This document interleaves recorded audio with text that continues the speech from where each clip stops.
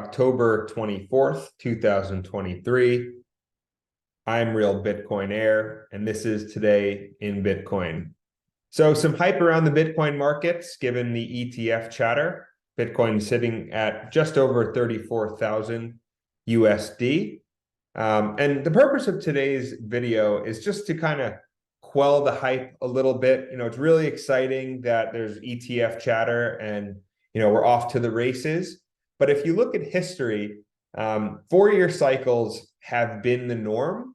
And I'm not saying this time isn't different, but I would just like to say, all the enthusiasm on Twitter is getting a little crazy, in my opinion. And for the new people who I make these videos for, I don't want you to get over your skis.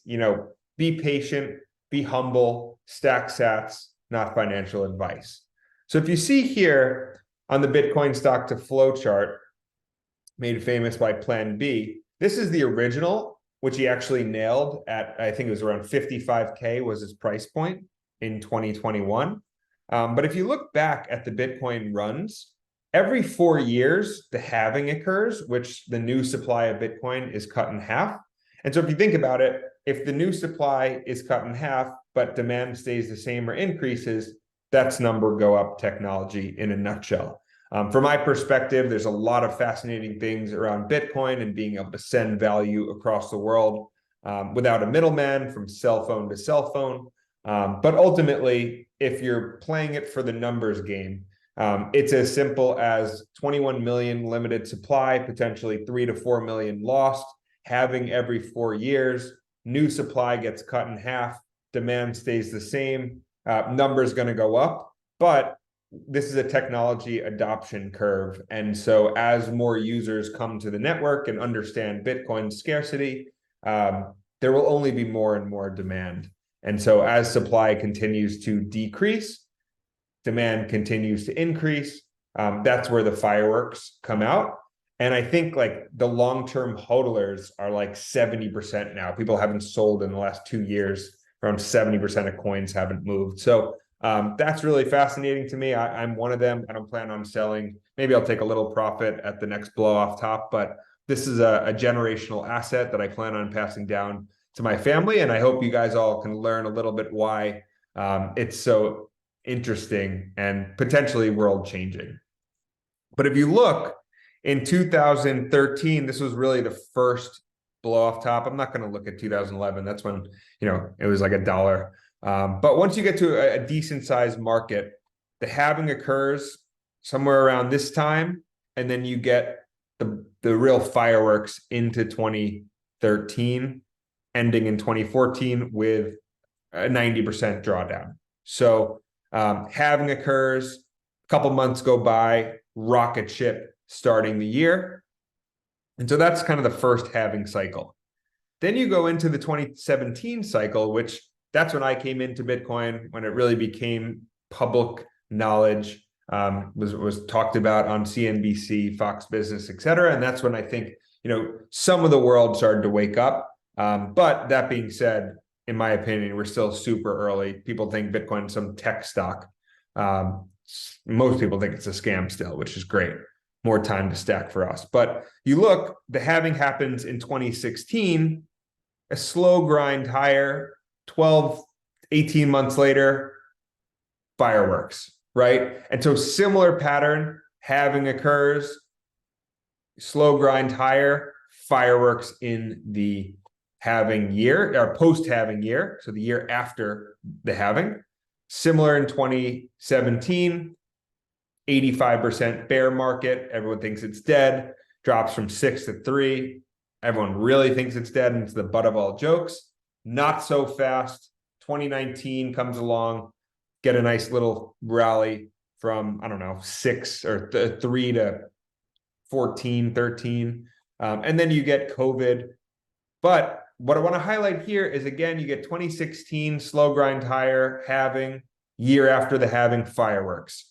2020, halving, slow grind higher. Or actually, this was flat, and I think that had a lot to do with the COVID black swan. But then you get to end of 2020, into 21, and that's when the fireworks happen. This is all to say that everyone's getting super bulled up in 2023.